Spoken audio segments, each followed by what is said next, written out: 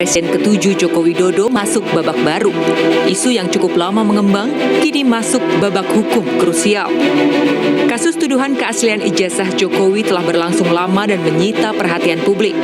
Tuduhan itu muncul menyertai pernyataan beberapa orang yang menduga ijazah tersebut tidak otentik. 9 Juli 2025 silam, Polri dan Bareskrim telah melakukan gelar perkara khusus dan hasilnya dinyatakan ijazah Jokowi asli.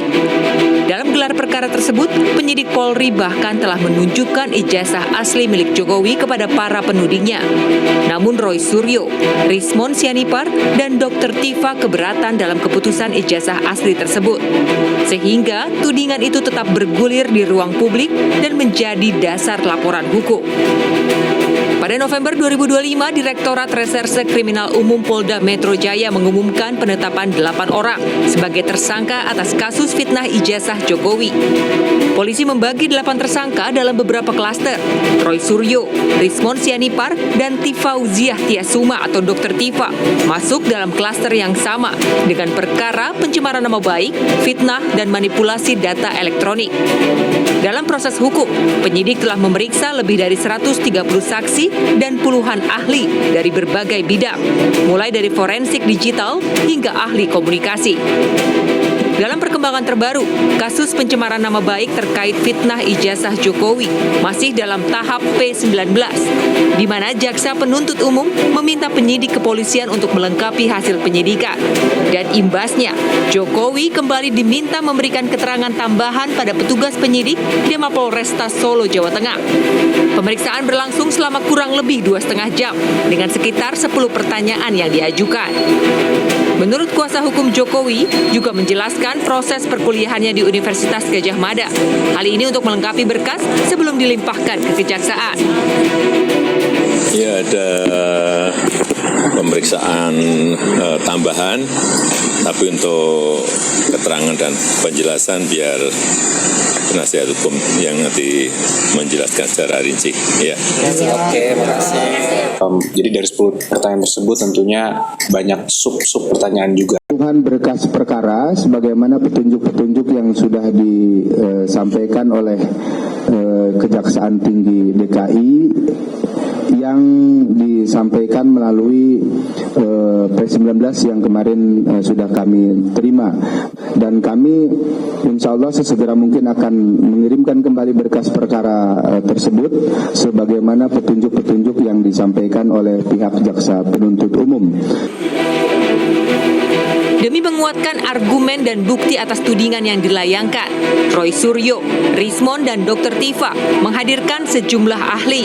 Di antaranya adalah mantan Wakapolri, Komjen Purnawirawan Ugroseno, tokoh Muhammadiyah Din Syamsuddin, dan budayawan Ahmad Sobari.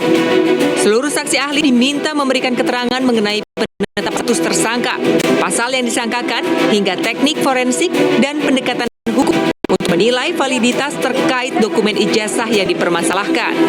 Menurut Ugroseno, dirinya memberikan keterangan tentang pengalamannya selama 35 tahun sebagai polisi dalam hal pemeriksaan sebuah kasus. Berkaitan dengan pasal-pasal dugaan tindak pidana 310 yaitu pencemaran nama baik dan 311 masalah fitnah, KUHP lama ya. Tidak pernah terjadi ada perbuatan delik aduan pencemaran nama baik atau fitnah dengan melaporkan terlapor lebih dari satu.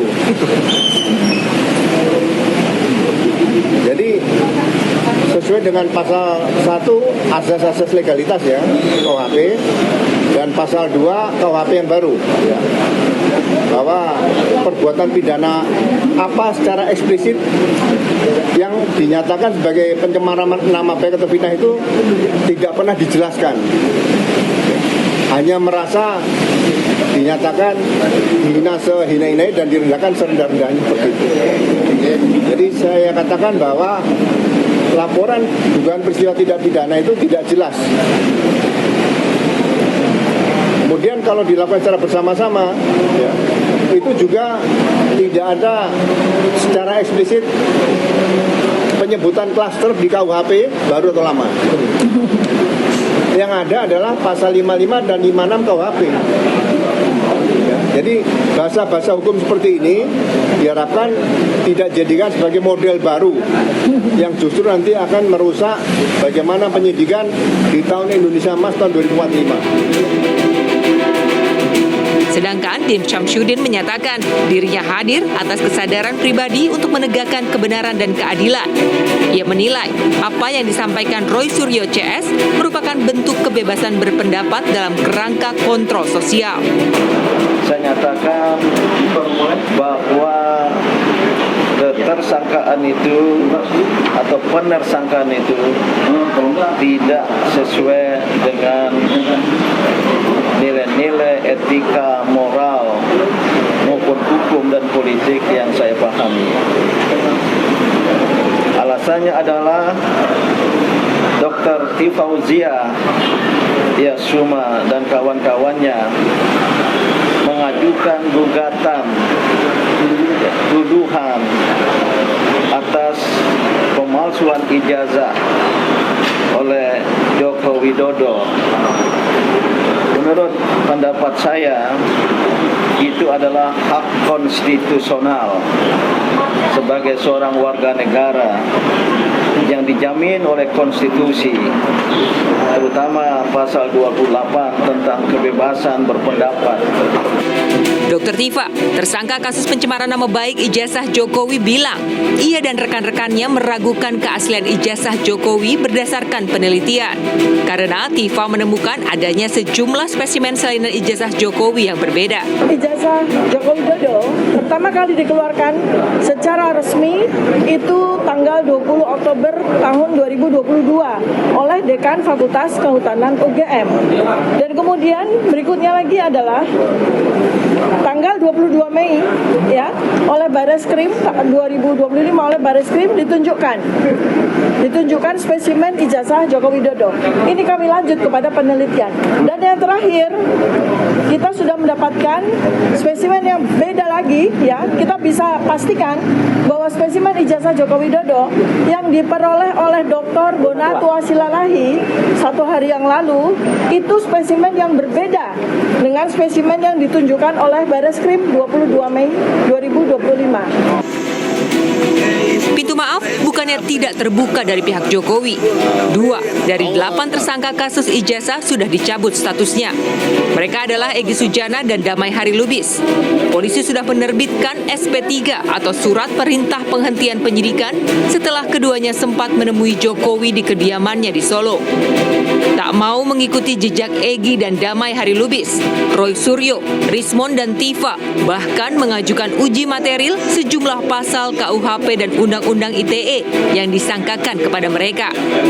Publik masih menanti akhir dari polemik ijazah Presiden ke-7 Joko Widodo. Apakah berakhir di ruang sidang atau pintu maaf masih terbuka bagi para tersangka? Kompas TV.